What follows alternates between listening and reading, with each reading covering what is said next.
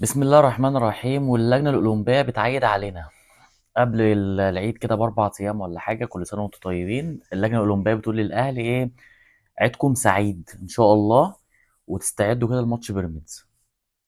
علشان اللجنة الأولمبية بترفض الشكوى بتاعت الأهلي في رابطة الأندية واتحاد الكورة. ومن الآخر كده يعني عارف أنت، أو ملخص الرغي ده كله اللي هو بتقول إيه من الآخر كده، أنت مالكش حق. فاهم؟ أنت حقك في إيه؟ يعني أنت طلبت حكام، ماشي، مفيش وقت. فاهم؟ انا يا سيدي ما عنديش وقت ان انا اجيب لك حكام، فانت مالكش حق انك ترفض او حاجه. انا بص، انا دلوقتي انا كنت مع القرار بتاع الاهلي اللي هو من الانسحاب ومش عارف كذا وكل الكلام الهري اللي اتقال في الاول ده، ماشي. انا هو بس انا مش بغير كلامي، انا بقولها من الاول اهو. بس ان الاهلي كان واثق، وكان كل الكلام اللي بيطلع ان الاهلي واثق والحاجات مدروسه، وان في كميه مستندات وادله لو طلعت هنقلع كلنا الجواكت، وهنعمل كل حاجه غلط ووحشه، وبص ورمضان كريم وكل حاجه.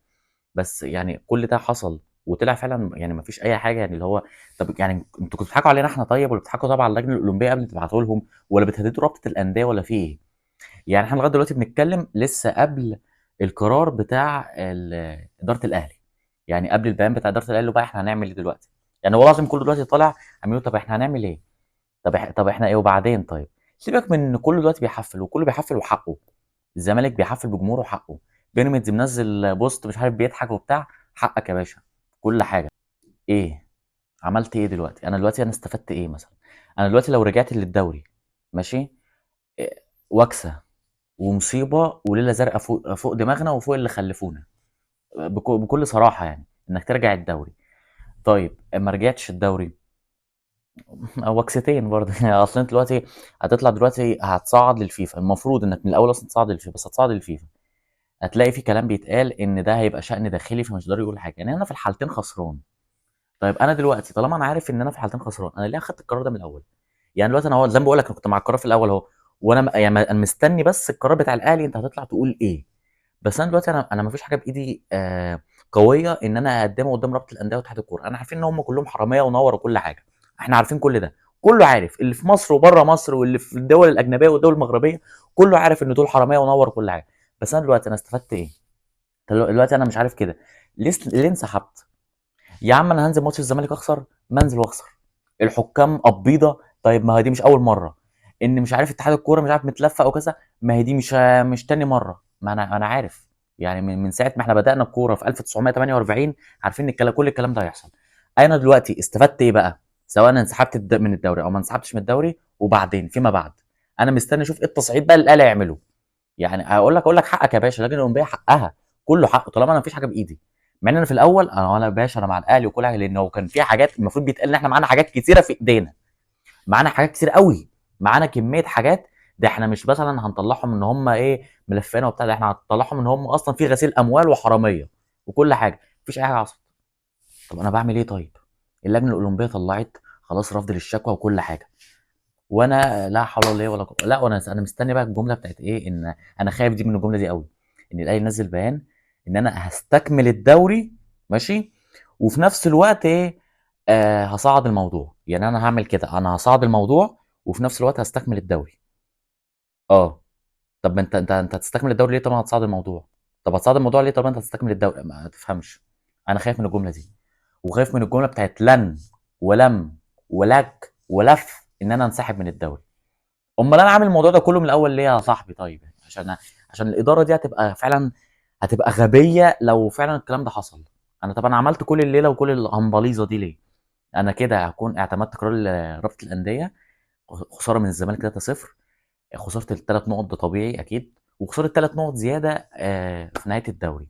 وكده انا اديت الدوري لبيراميدز على طبق من ذهب، وان انا اديت للزمالك منافسه معايا ان هو اصلا ياخد المركز الثاني بتاعي اللي انا هكون فيه اساسا. ما خلاص انا هخسر الدوري وهتحمل كل الخسائر الماليه. لا اله الا الله، لا اله الا الله. انا مش عارف تفهمش هتقول ايه والله العظيم يعني. اللي هو طب انا دلوقتي انا عملت، انا استفدت، انا ما تفهمش. طب انا مستني قرار الاهلي هيقول ايه. طب انا هكمل فعلا، انا خايف ان انا اكمل فعلا ماتش بيراميدز. وانت برضو اللي هو انت هتبص، طيب انا دلوقتي انا طلعت من الموضوع كله سواء انا عملت كده او كده من مولي بلا حمص، انا خسرت كل حاجه. ما تفهمش اي حاجه، انا فعلا عملت ايه؟ انا ما فهمش كل حاجه. وطلعنا نطلع ويمين وشمال، والكباب هنخلي عيشتكم هباب، وكل وبص عملنا يعني عركه، عملنا مسلسل في اول رمضان ومفيش اي حاجه حصلت برضه. دلوقتي خلاص احنا قلنا ان القرار ده شكله هيبقى فعلا كان قرار خاطئ. لو استمر على كده فعلا ده كان قرار هيبقى سيء جدا وحش قوي قوي قوي ان الاهلي ياخده وكل الموضوع ده. ماشي. وان لغايه ما اتقال النهارده القرار بتاع اللجنه الاولمبيه، الاهلي كان مقسوم نصين، نص مع القرار ونص كان ضد القرار، وده طبيعي اي قرار بيتقال بيبقى لازم يبقى في ناس ضد القرار وناس مع القرار.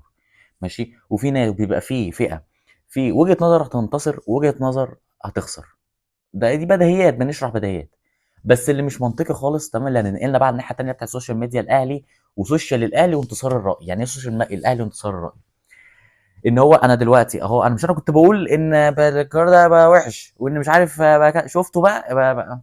طب يعني انا مش بتكلم على الفئه دي، على الناس دي كلها. يعني هو اصلا بيبقى الاهلي هو فعلا 50 50. احنا طبيعي ان احنا بنقول القرار ده هيبقى يا اما صح يا اما غلط. هترجع للفيديوهات في الاول ان كنت بقول ان الاهلي لغايه دلوقتي ماشي تمام وكل حاجه، بس انا مستني اشوفك في النهايه هتعمل ايه.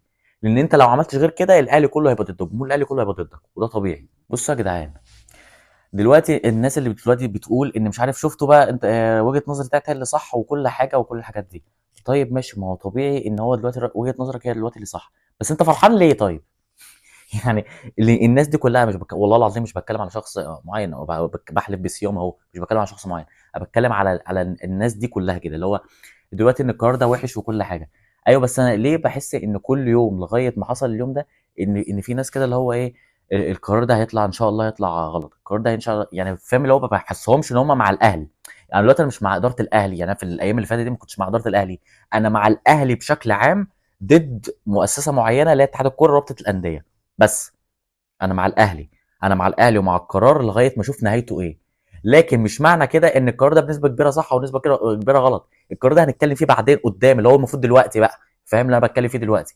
لكن مش معقول ان هو في وسط كل ده اللي احنا في صدمه كبيره جدا تطلع ناس تحتفل مثلا او ناس تحتفل لوجهه نظر انتصار رايها هي، انتصار وجهه النظر بتاعتها هي. اللي هو انا الحمد لله انا كنت اول واحد قال ان القرار ده غلط.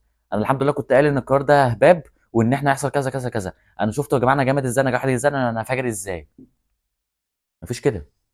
مفيش كده، القرار فوق دماغنا احنا كلنا على فكره. القرار وحش، القرار تين، القرار قطران لغايه دلوقتي. الاهلي هيطلع يقول ايه ما تعرفش. الاهلي ممكن يطلع بقرار انيل من الانيلين اللي طلعوا من شويه دول ويبقى حاجه فوق دماغنا.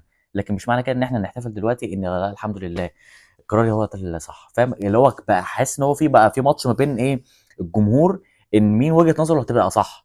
اللي هو انا وجهه نظري انا اللي صح والقرار فعلا كان كويس، ولا وجهه نظري انا اللي صح والقرار كان وحش وانا كنت قايلها من اول يوم. ليه يا جماعه كده يا اخوانا؟ يعني معلش بقى انا المفروض ان احنا جمهور واحد وكل حاجه وبنشجع النادي واحد وكل حاجه. هنمسك الاداره مش عارف نفضل نتكلم عليها وكل حاجه. اه يا باشا هنفضل نتكلم عليها وكل حاجه ونهاجمها وكل حاجه، وانا كنت من اول فيديو القرار كويس وكل حاجه في يومها يوم الماتش قرار كويس وكل حاجه. بس تكمله للاخر طالما انت قلبك ميت وفتحت وخدت صيفك ودخل الحرب. كمل بقى يا باشا. لكن انت هتجيلي في الاخر ان انت اصلا طلع انك انت ولا مثلا مش معاك سيف ومش معاك ادله ومش معاك تقارير ومش معاك حاجه، وطلع ان كل ده اصلا فتحه صدر وهمبكه.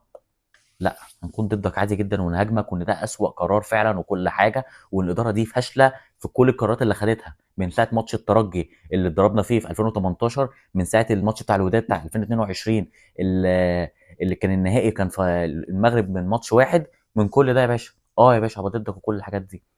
بس، لكن أنا مش فاهم كمية العبط والهبل اللي بقى في كمية ناس اللي هو إيه أنا الحمد لله أنا قراري اللي كان صح. يعني المفروض دلوقتي مثلا الأهلي لو كان مثلا اللجنة الأولمبية قالت إن خلاص الماتش يتعاد وإن الأهلي ليه هياخد 3 نقط زيادة وإن كل الحاجات دي، أنا المفروض كنت أطلع بقى أعمل إيه؟ أرقص. بس بقى مش للقرار الأهلي، لا أنا أرقص علشان إن القرار أنا اللي طلع صح، رأيي أنا وانتصار الرأي بتاعنا أنا اللي طلع صح. بس مش مهم الأهلي، مش مهم أي حاجة. بس واللي أنا بكلمه دلوقتي بوجهة نظري، وجهة نظري بقى اللي باقولها بقى اللي نفسي أقولها بقى شوية. تمام، إن ربنا يستر. لأن ده شكلنا داخلين على أيام سودا وأيام يعني طين في الكورة وطين في الأهلي. أنت لما هترجع الحكام هتشطفك. ده لو شايفين ضربة جزاء واحد جايب مطوة وضارب واحد في منطقة الجزاء مش هيحسبها. أنيل بقى. فاهم وكمية العقوبات دي لما تتطبق عليك، طب هتنسحب من الدوري ما هتطبق عليك عقوبات تانية. متعرفش إيه اللي هيحصل. بس وبص انا بعمل الفيديو دلوقتي، مجرد ما اخلصه واخلص الحلقه دي وانزلها، اخش دلوقتي على الفيس الاقي ان كميه الناس بتتخانق مع بعضها، ان طب ما طبيعي احنا كنا ناخد كده الراي من الاول ويبقى لسه مع الراي، وان انت مش عارف انت محتفل دلوقتي عشان رايك هو اللي صح، مش عارف هتلاقي في كميه خناقات غريبه، واحنا خايفين كلنا من اللي في بالنا، يعني احنا كلنا اللي في بالنا خايفين منه. ربنا يستر خير طبعا انك تخسر من طلائع الجيش، وكميه حاجات غريبه قوي في الاهلي بتحصل اليومين دول، شكلها فج وشكلها صعب جدا، وفي وقت غريب، وان انت كده هتخسر كل حاجه، ما تعرفش ممكن شكلك كده هتخسر كل حاجه فعلا. ربنا يستر، وكل سنه وانتم طيبين، السلام عليكم.